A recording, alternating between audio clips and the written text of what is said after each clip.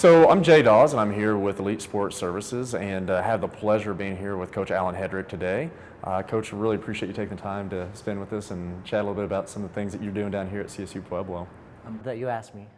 Thanks. And, hey, so just to give the audience a little bit more information about you, I mean, you've got just a wealth of experience, and you've been at so many different big programs, and have done this for so many years. Can you kind of give us a quick background, a snapshot of where you've been, what you've done, and kind of what got you to this point? Yeah, absolutely. So I'm from California originally, born and raised. I got my undergraduate degree at Chico State in exercise science. It's kind of interesting. When I graduated, I went to one of my professors and asked him where he recommended I go to get my master's degree, and he recommended BYU. And so I applied, was accepted, and we were literally just a couple weeks away from moving to Provo, and a job at Fresno State came open. My wife has relatives in the area.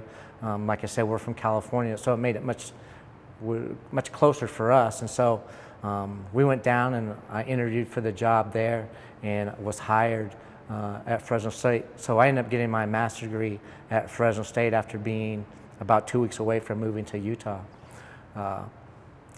After having graduated from Fresno State with my master's degree, my first job coming out of college was at the Olympic Training Center in Colorado Springs as a research assistant, which was a one-year appointment at the time.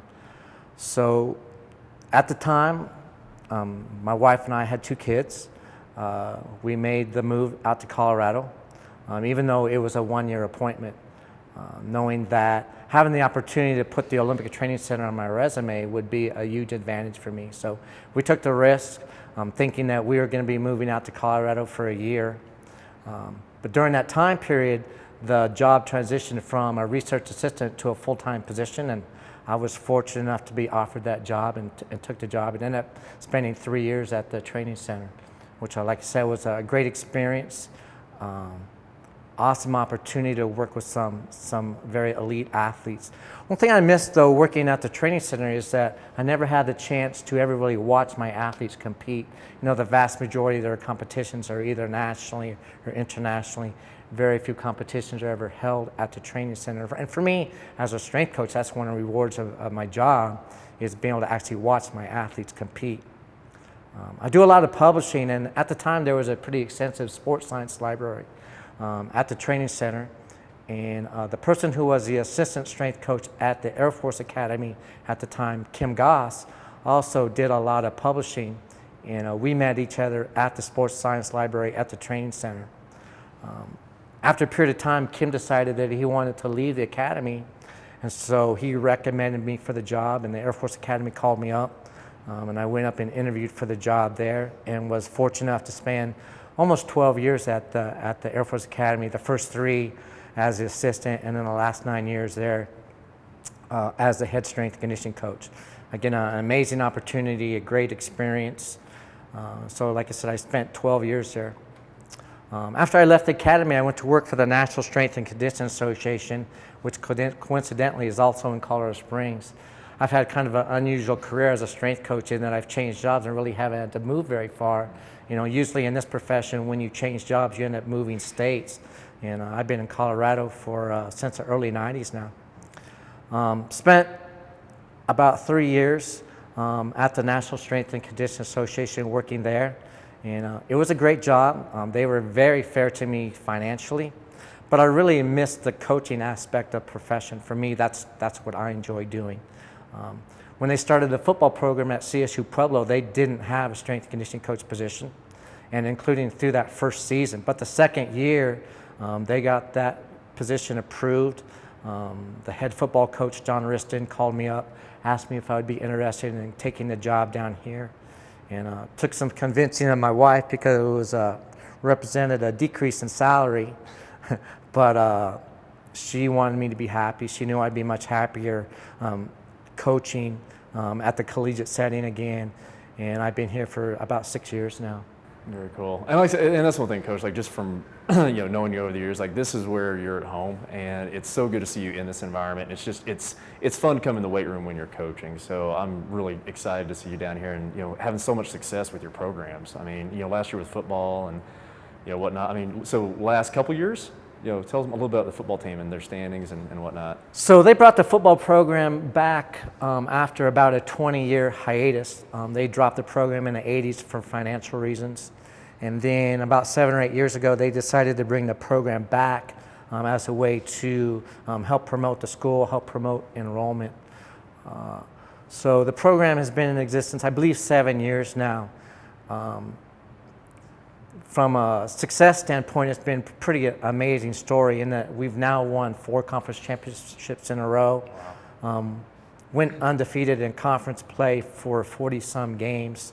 Last year, we had the opportunity to play and win the national championship. So for that to happen in such a short period of time has been a very rewarding experience, obviously.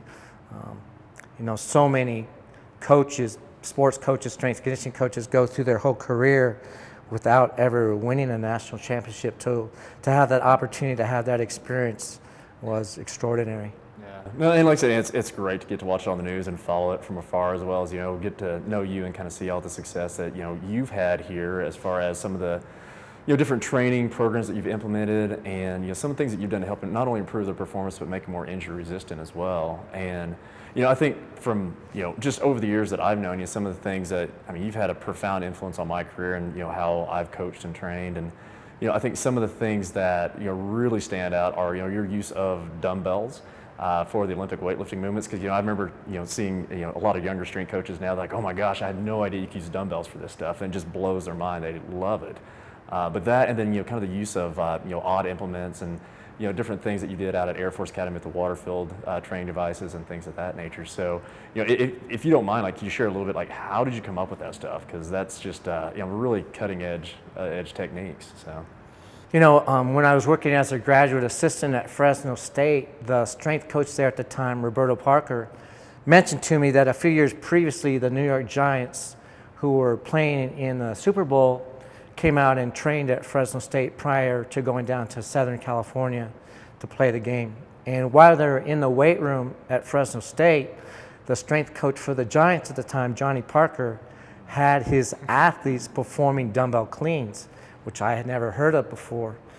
So from a coaching standpoint, from a biomechanical standpoint, from a sports specificity standpoint, being able to do some of the Olympic lifts with dumbbells made perfect sense to me. It was actually pretty rewarding. Like I said, I do a lot of publishing. And so I happened to publish an article in the Strength Conditioning Journal on some of the things that we were doing with dumbbells. And Coach Parker, who at that point Coach Johnny Parker from the Giants, had moved on. He was actually the strength coach for the 49ers at the time. He called me up and asked me if he could come out and watch what our athletes were doing in terms of the Olympic lift with dumbbells. Yeah, so Johnny Parker, that's a pretty big deal. That's serious, yeah. Yeah, so to go from first hearing about it, from him performing dumbbell cleans with his athletes, to him coming out and wanting to watch what we were doing was extraordinarily rewarding and humbling. Yeah, I think that's what's so great about our profession is there's so many opportunities where, a coach kind of sparks that idea, and then you kind of add your own spin to it, and it just keeps, progressing and developing, and, just all the things that you can do with it. And, fortunately you're doing a video for us on, dumbbell training and, using the Olympic lifts for sports performance, and, just really excited to see that. You're also going to be looking at doing one for us on the active resistance training, which to me is pretty interesting as well. I work a lot with law enforcement groups, and trying to deal with that unstable resistance and trying to control somebody who may be resisting arrest or something of that nature is a situation that they have to come into quite often. So we utilize it with those populations quite a bit. So I guess just kind of to the point, where did you come up with this idea, and how have you used it in the past as well? You might be disappointed with this answer, but but I'll be honest and say I can't remember where I was first introduced to the idea of using water as a resistance. But it made perfect sense to me as a supplement to our more traditional type of training.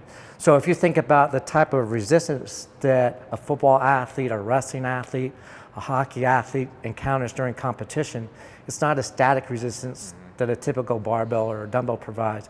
It's an active resistance that really only water can provide because the water's moving back and forth the whole time. So the athletes are having to train and control that active resistance. Exactly what happens on the football field when they're attempting to block or tackle somebody. So, it's certainly downsides of using only active resistance because the intensity of training is going to be less. You can't bench as much with a water-filled keg as you could with a barbell because the active resistance makes it much more challenging. But in terms of supplementing more traditional type of training with that active or dynamic resistance, to me it makes perfect sense. They're going to encounter an active resistance during competition. They're going to encounter an active resistance in the weight room. Yeah, absolutely. And I think one of the things that the way we've tried to sell it with our athletes and with our officers is a lot of them are interested in balance training and things of that nature, just because they've seen it somewhere on the internet or in some magazine, and trying to explain to them most of the time the ground is quite stable, and it's what you have to do up here that you have to really work on controlling. Yeah, exactly. Unless you're a surfer or a skier who are actually competing on an unstable surface, that's not where your balance is challenged from. It's from an outside force working on the body. So it's not the surface, it's outside force that you're having to work against. And so by placing a water-filled log on your back, for example, to do squats, it more closely replicates what happens in a real-life situation. Right. Well, I think, just as far as integrating it into a strength conditioning program, in the past I've used it quite a bit as far as build-up sets. So really trying to take the emphasis off the prime movers initially, and maybe trying to get those stabilizers to activate a little bit sooner. So when they go into their bigger lifts, where we're having to ask for a lot of force production, they've kind of woke those muscles up, for lack of a better way of saying it. Mm-hmm. In addition to that, a lot of times if we're in a hypertrophy cycle, we may use that as some of our drop sets and things of that nature. Once they've done their heavier sets, is go a little bit lighter with the active resistance to allow them to continue to get that volume in, but still taking some of that overall stress off and allowing them to kind of accommodate to that. But what are some ways that you integrate it into the overall training scheme and program over the course of the year? Right. So we split up first of all, let me say this, primarily our football athletes are using the dynamic resistance at this point, the active resistance. We split up our training so that our big skill position athletes train with barbells twice a week and dumbbells once a week. In contrast to that, our skill position athletes, our running backs, our defensive backs, et cetera, are on the dumbbell side twice a week and on the barbell side once a week. So when either of those groups are on the dumbbell side, we supplement their dumbbell training with dynamic resistance. So for example, on their workout, if they're performing dumbbell bench, on their workout it says dumbbell/keg bench. So then they know how they have to perform at least one of those sets with that water-filled implement.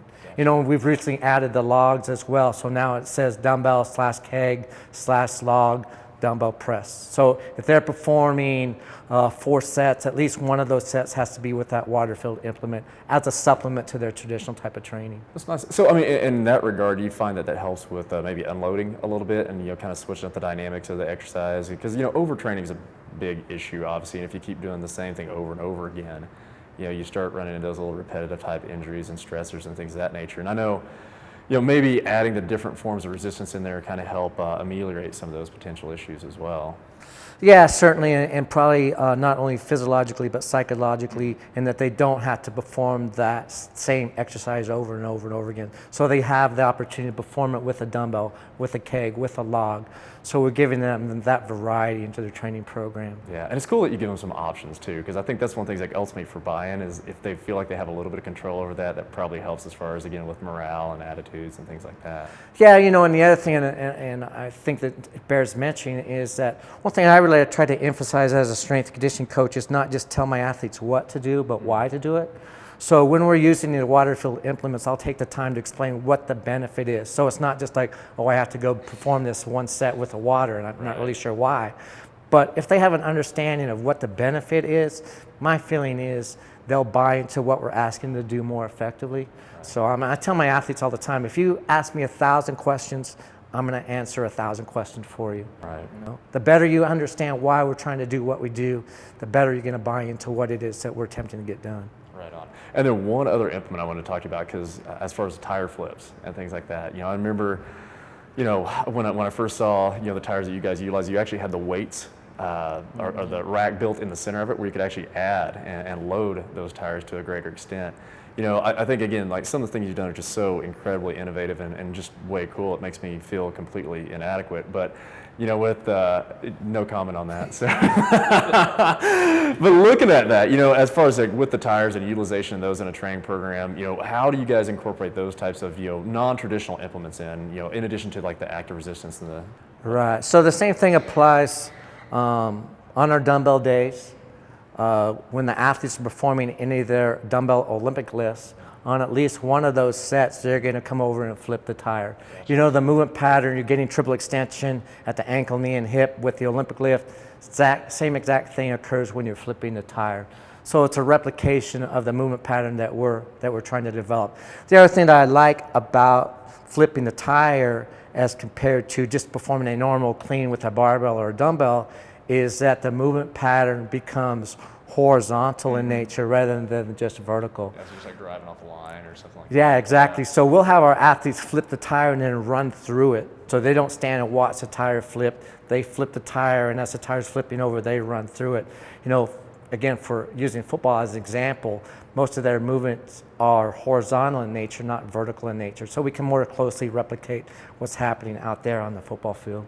All right, very cool. Well, Coach, hey, thank you for being here with us today. And again, you know, just there's so many things that you've done for the profession and shared. And like I said, for me personally, and I just really appreciate your time and really feel privileged to have this time with you. So. Well, I appreciate you saying that. You know, I feel blessed that I get to do this for a profession. You know, I don't have to have a job. I get to do this instead. So it's a pretty awesome situation. Yeah, right on. So, thanks again, Coach. Appreciate it. Yep.